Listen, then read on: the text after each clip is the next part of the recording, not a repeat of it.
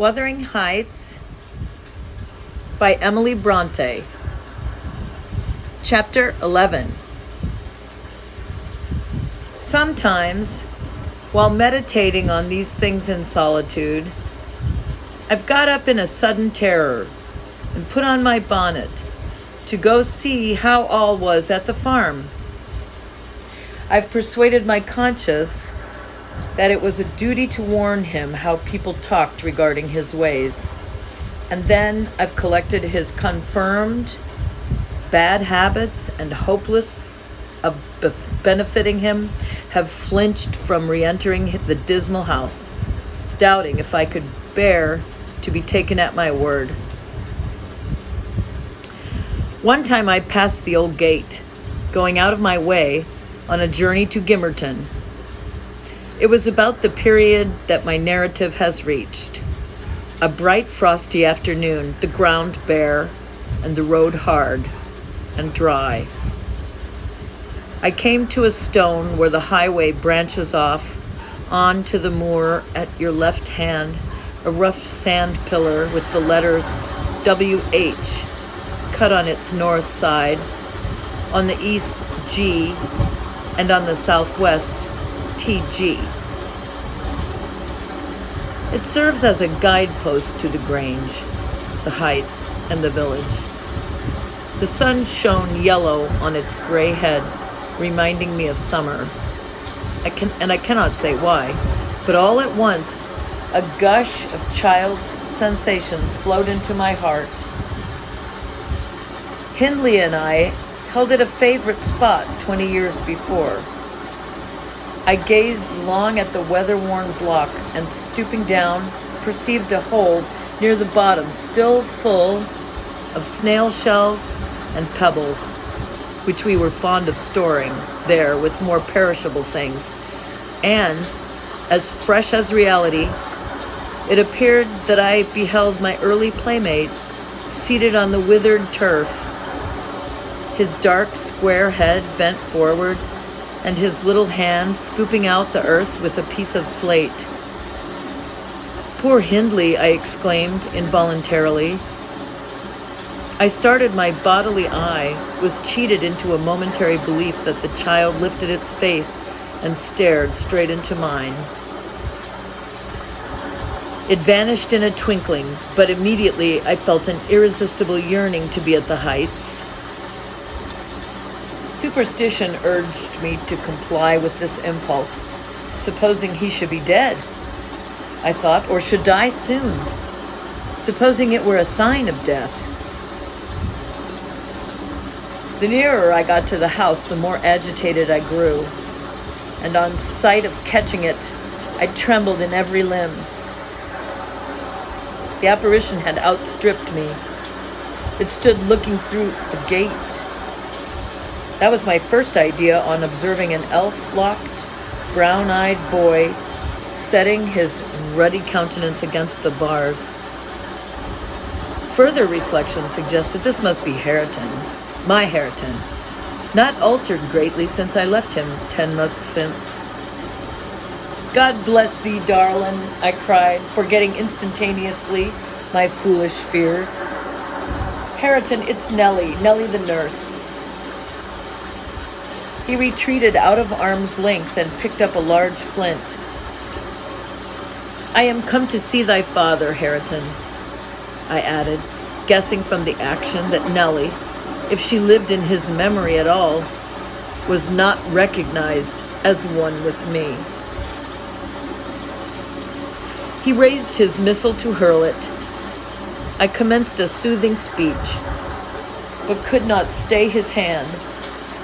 The stone struck my bonnet, and then ensued from the stammering lips of the little fellow a string of curses which, whether he comprehended them or not, were delivered with practiced emphasis and distorted his baby features into a shocking expression of malignity. You may be certain this grieved more than angered me. Fit to cry, I took an orange from my pocket and offered it to propitiate him. He hesitated, and then snatched it from my hold. as if he fancied I only intended to tempt and disappoint him. I showed another, keeping it out of his reach. "Who has taught you those fine words, my bairn?" I inquired. "The curate?" "Damn the curate and thee." "Gi'e me that," he replied. "Tell us where you got your lessons, and you shall have it," said I. "Who's your master?" "Devil Daddy," was his answer. "And what do you learn from Daddy?" I continued. He jumped at the fruit. I raised it higher. "What does he teach you?" I asked. "Naught," said he, "but to keep out of his gate. Daddy cannot bide me, because I swear at him." "Ah, and the devil teaches you to swear at Daddy?" I observed. "Aye, nay," he drawled. "Who then?" "Heathcliff." I asked if he liked Mr. Heathcliff. "Aye," he answered again. Desiring to have his reasons for liking him, I could only gather the sentences. "I know it. He pays Dad back what he gives to me. He curses Daddy for cursing me. He says I mun do as I will." "And the curate does not teach you to read and write then?" I pursued. "No. I was told the curate should have his teeth dashed down his throat if he stepped over the threshold. Heathcliff had promised that." I put the orange in his hand and bade him tell his father that a woman called Nellie Dean was waiting to speak with him by the garden gate. He went up the walk and entered the house. But instead of Hindley, Heathcliff appeared on the doorstones, and I turned directly and ran down the road as hard as I could race, making no halt till I gained the guidepost and feeling as scared as if I had raised a goblin. This is not much connected with Miss Isabella's affair, except that it urged me to resolve further on mounting vigilant guard and doing my utmost to check the speed of such bad influence at the Grange, even though I should wake a domestic storm by thwarting Mr. Linton's pleasure. The next time Heathcliff came, my young lady chanced to be feeding some pigeons in the court. She had never spoken a word to her sister-in-law for 3 days, but she had likewise dropped her fretful complaining, and we found it a great comfort. Heathcliff had not the habit of bestowing a single unnecessary civility on Miss Linton. I knew. Now, as soon as he beheld her, his first precaution was to take a sweeping survey of the house front. I was standing by the kitchen window, but I drew out of sight. He then stepped across the pavement to her and said something. She seemed embarrassed and desirous of getting away. To prevent it, he laid his hand on her arm. She averted her face. He apparently put some question which she had no mind to answer. There was another rapid glance at the house, and supposing himself unseen, the scoundrel had the impudence to embrace her. "Judas! Traitor!" I ejaculated. "You are a hypocrite too, are you? A deliberate deceiver." "Who is, Nellie?" said Catherine's voice at my elbow. I had been over intent on watching the pair outside to mark her entrance. "Your worthless friend," I answered warmly. "The sneaking rascal yonder." He has caught a glimpse of us. He is coming in. I wonder, will he have the heart to find a plausible excuse for making love to Miss when he told you he hated her?"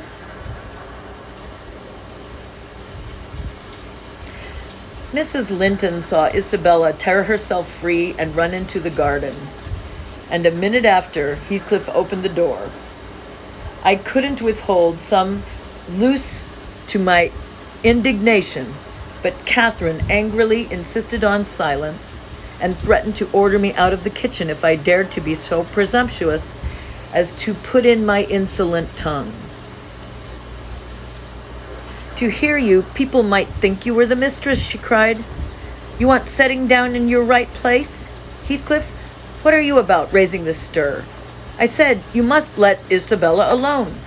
I beg you will, unless you are tired of being received here. and wish Linton to draw the bolts against you. God forbid that he should try, answered the black villain. I detested him just then. God keep him meek and patient. Every day I grow madder after sending him to heaven. Hush, said Catherine, shutting the inner door. Don't vex me. Why have you disregarded my request? Did she come across you on purpose? What is it to you? He growled. I have a right to kiss her, if she chooses, and you have no right to object. I am not your husband. You needn't be jealous of me. I'm not jealous of you, replied the mistress. I'm jealous for you. Clear your face. You shan't scowl at me. If you like Isabella, you shall marry her. But do you like her? Tell the truth, Heathcliff. There, you won't answer. I'm certain you don't. And would Mr. Linton approve of his sister marrying that man? I inquired. Mr. Linton should approve, returned my lady decisively. He might be spared the trouble, said Heathcliff. I could do as well without his approbation.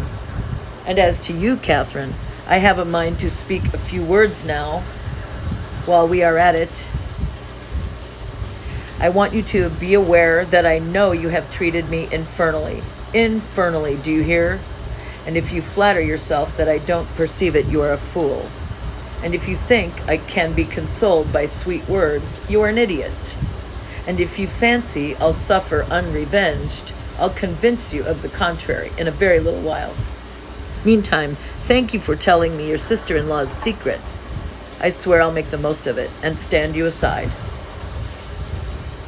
What new phase of his character is this? Exclaimed Mrs. Linton in amazement. I've treated you infernally, and you'll take your revenge? How will you take it, ungrateful brute? How have I treated you infernally? I seek no revenge on you, replied Heathcliff, less vehemently. That's not the plan. The tyrant grinds down his slaves, and they don't turn against him. They crush those beneath them. You are welcome to torture me to death for your amusement. Only allow me to amuse myself a little in the same style, and refrain from insult as much as you are able. Having leveled my palace, don't erect a hovel and complacently admire your own charity in giving me that for a home. If I imagined you really wished me to marry Isabel, I'd cut my throat. Oh, the evil that is that I am not jealous, is it? Cried Catherine. Well, I won't repeat my offer of a wife. It is as bad as offering Satan a lost soul. Your bliss lies, like his, in inflicting misery. You prove it. Edgar is restored from the ill temper he gave way to at your coming. I begin to be secure and tranquil, and you, restless to know us at peace, appear resolved on exciting a quarrel. Quarrel with Edgar if you please, Heathcliff, and deceive his sister. You'll hit on exactly the most efficient method of revenging yourself on me. The conversation ceased. Mrs. Linton sat down by the fire, flushed and gloomy. The spirit which served her was growling intractable. She could neither lay nor control it. He stood on the hearth with folded arms, brooding on his evil thoughts. And in this position I left them to seek the master, who was wondering what kept Catherine below so long. Ellen, he said when I entered, have you seen your mistress? Yes, she's in the kitchen, sir, I answered. She's sadly put out by Mr. Heathcliff's behavior, and, indeed, I do think it's time to arrange his visits on another footing. There's harm in being too soft, and now it comes to this. And I related the scene in the court, and as near as I dared, the whole subsequent dispute. I fancied it could not be very prejudicial to Mrs. Linton, unless she made it so afterwards, by assuming the defensive for her guest. Edgar Linton had difficulty in hearing me on to the close. His words revealed that he did not clear his wife of blame. This is insufferable, he exclaimed. It is disgraceful that she should own him for a friend and force his company on me. Call me 2 men out of the hall, Ellen. Catherine shall linger no longer to argue with the low ruffian. I have humored her enough. He descended, and bidding the servants wait in the passage, went, followed by me, to the kitchen. Its occupants had recommenced their angry discussion. Mrs. Linton, at least, was scolding with renewed vigor. Heathcliff had moved to the window and hung his head, somewhat cowed by her violent rating, apparently. He saw the master first and made a hasty motion that she should be silent, which she obeyed abruptly on discovering the reason of his intimation. How is this, said Linton, addressing her. What notion of propriety must you have to remain here after the language which has been held to you by that blackguard? I suppose because it is his ordinary talk, you think nothing of it. You are habituated to his baseness, and perhaps imagine I can get used to it too. Have you been listening at the door, Edgar? Asked the mistress in a tone particularly calculated to provoke her husband, implying both carelessness and contempt of his irritation. Heathcliff, who had raised his eyes at the former speech, gave a sneering laugh at the latter, on purpose, it seemed, to draw Mr. Linton's attention to him. He succeeded, but Edgar did not mean to entertain him with any high flights of passion. I've been so far forbearing with you, sir, he said quietly. Not that I was ignorant of your miserable, degraded character, but I felt you were only partly responsible for that. And Catherine, wishing to keep up your acquaintance, I acquiesced foolishly. Your presence is a mortal poison that would contaminate the most virtuous for that cause, and to prevent worse consequences, I shall deny you hereafter admission into his house, and give notice now that I require your instant departure. 3 minutes' delay will render it involuntary and ignominious. Heathcliff measured the height and breadth of the speaker with an eye full of derision. Cathy, this lamb of yours threatens like a bull, he said. It is in danger of splitting its skull against my knuckles. By God, Mr. Linton, I'm mortally sorry that you are not worth knocking down. My master glanced toward the passage and signed me to fetch the men. He had no intention of hazarding a personal encounter. I obeyed the hint, but Mrs. Linton suspected something, followed, and when I attempted to call them, she pulled me back, slammed to the door, and locked. Fair means, she said, in answer to her husband's look of angry surprise. If you have not courage to attack him, make an apology or allow yourself to be beaten. It will correct you of feigning more valor than you possess. No, I'll swallow the key before you shall get in. I am delightfully rewarded for my kindness to each. After constant indulgence of one's weak nature and the other's bad one, I earn for thanks 2 samples of blind ingratitude, stupid to absurdity. Edgar, I was defending you and yours, and I wish Heathcliff may flog you sick for daring to think an evil thought of me. It did not need the medium of a flogging to produce that effect on the master. He tried to wrest the key from Catherine's grasp, and for safety she flung it into the hottest part of the fire, whereupon Mr. Edgar was taken with a nervous trembling, and his countenance grew deadly pale. For his life he could not avert that excess of emotion. Mingled anguish and humiliation overcame him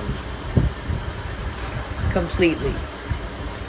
He leant on the back of a chair and covered his face. Oh heavens! In old days this would win you knighthood, exclaimed Mrs. Linton. We are vanquished, Heathcliff would as soon lift a finger at you as the king would march his army against a colony of mice. Cheer up. You shan't be hurt. Your type is not a lamb. It's a suckling leveret. I wish you joy of the milk-blooded coward, Cathy, said her friend. I compliment you on your taste, and that is the slavering, shivering thing you preferred to me. I would not strike him with my fist, but I'd kick him with my foot and experience considerable satisfaction. Is he weeping, or is he going to faint for fear? The fellow approached and gave the chair on which Linton rested a push. He'd better have kept his distance. My master quickly sprang erect and struck him full on the throat, a blow that would have leveled a slighter man. It took his breath for a minute, and while he choked, Mr. Linton walked out by the back door into the yard and from thence to the front entrance. "There, you've done with coming here," cried Catherine. "Get away now. He'll return with a brace of pistols and half a dozen assistants. If he did overhear us, of course he'd never forgive you. You've played me an ill turn, Heathcliff. But go, make haste. I'd rather see Edgar at bay than you." "Do you suppose I'm going with that blow burning in my gullet?" he thundered. "By hell, no.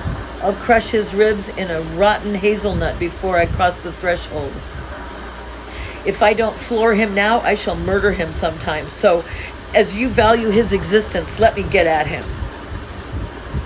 "He is not coming," I interposed, framing in a bit of a lie. "There's a coachman and the 2 gardeners. You'll surely not wait to be thrust into the road by them. Each has a bludgeon, and master will very likely be watching from the parlor windows to see that they fulfill his orders." The gardeners and coachmen were there, but Linton was with them. They had already entered the court. Heathcliff, on the second thoughts, resolved to avoid a struggle against 3 underlings. He seized the poker, smashed the lock from the inner door, and made his escape as they tramped in. Mrs. Linton, who was very much excited, bade me accompany her upstairs. She did not know my share in contributing to the disturbance, and I was anxious to keep her in ignorance. "I'm nearly distracted, Nellie," she exclaimed, throwing herself on the sofa. "1,000 smiths' hammers are beating up in my head. Tell Isabella to shun me. This uproar is owing to her. And should she or anyone else aggravate my anger at present, I shall get wild. And Nellie, say to Edgar, if you see him again tonight, that I'm in danger of being seriously ill.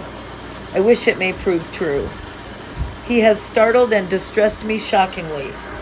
I want to frighten him. Besides, he might come and begin a string of abuse or complaints. I'm certain I should recriminate, and God knows where we should end. Will you do so, my good Nellie? You are aware that I am no way blamable in this matter. What possessed him to turn listener? Heathcliff's talk was outrageous after you left us. But I could soon have diverted him from Isabella, and the rest meant nothing. Now all is dashed wrong by the fool's craving to hear evil of self that haunts some people like a demon. Had Edgar never gathered our conversation, he would never have been the worse for it. Really, when he opened on me in that unreasonable tone of displeasure after I had scolded Heathcliff till I was hoarse for him, I did not care hardly what they did to each other, especially as I felt that, however the scene closed, we should all be driven asunder for nobody knows how long. Well, if I cannot keep Heathcliff for my friend, if Edgar will be mean and jealous, I'll try to break their hearts by breaking my own. That will be a prompt way of finishing all when I am pushed to extremity. But it's a deed to be reserved for a forlorn hope. I'd not take Linton by surprise with it. To this point, he has been discreet in dreading to provoke me. You must represent the peril of quitting that policy and remind him of my passionate temper, verging when kindled on frenzy. I wish you could dismiss that apathy out of that countenance and look rather more anxious about me. The stolidity with which I received these instructions was, no doubt, rather exasperating, for they were delivered in perfect sincerity, but I believed a person who could plan the turning of her fits of passion to account beforehand might, by exerting her will, manage to control herself tolerably, even while under their influence. And I did not wish to frighten her husband, as she said, and multiply his annoyances for the purpose of serving her selfishness. Therefore, I said nothing when I met the master coming towards the parlor, but I took the liberty of turning back to listen whether they would resume their quarrel together. He began to speak first. "Remain where you are, Catherine," he said, without any anger in his voice, but with much sorrowful despondency. "I shall not stay.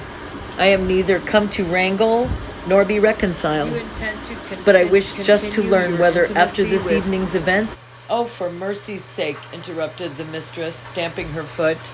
"For mercy's sake, let us hear no more of it now. Your cold blood cannot be worked into a fever. Your veins are full of ice water, but mine are boiling, and the sight of such chillness makes them dance." "To get rid of me, answer my question," persevered Mr. Linton. "You must answer it, and that violence does not alarm me. I have found that you can be as stoical as anyone." "When you please." "Will you give up Heathcliff hereafter, or will you give me up?" "It is impossible for you to be my friend and his at the same time, and I absolutely require to know which you choose." "I require to be let alone," exclaimed Catherine furiously. "I'll demand it. Don't you see I can scarcely stand? Edgar, you leave me." She rang the bell till it broke with a twang. I entered leisurely. It was enough to try the temper of a saint, such senseless, wicked rages. There she lay, dashing her head against the arm of the sofa and grinding her teeth so that you might fancy she would crash them to splinters. Mr. Linton looking at her in sudden compunction and fear, he told me to fetch some water. She had no breath for speaking. I brought a glass full, and as she would not drink, I sprinkled it on her face. In a few seconds she stretched herself out stiff, and turned up her eyes, while her cheeks, at once blanched and livid, assumed the aspect of death. Linton looked terrified. "There is nothing in the world the matter," I whispered. I did not want him to yield, though I could not help being afraid in my heart. "She has blood on her lips," he said, shuddering. "Never mind," I answered tartly, and I told him how she had resolved, previous to his coming, on exhibiting a fit of frenzy. I incautiously gave the account aloud, and she heard me, for she started up, her hair flying over her shoulders, her eyes flashing, the muscles of her neck and arms standing out preternaturally. I made up my mind for broken bones at least, but she only glared about her for an instant, and then rushed from the room. The master directed me to follow. I did, to her chamber door. She hindered me from going further by securing it against me. As she never offered to descend to breakfast that next morning, I went to ask whether she would have some carried up. "No," she replied peremptorily. The same question was repeated at dinner and tea, and again on the morrow. After and receiving the same answer, Mr. Linton, on his part, spent his time in the library, and did not inquire concerning his wife's occupations. Isabella and he had had an hour's interview, during which he tried to elicit from her some sentiment of proper horror for Heathcliff's advances, but he could make nothing of her evasive replies, and was obliged to close the examination unsatisfactorily, adding, however, a solemn warning that if she were so insane as to encourage that worthless suitor, it would dissolve all bonds of relationship between herself and him. End of chapter 11.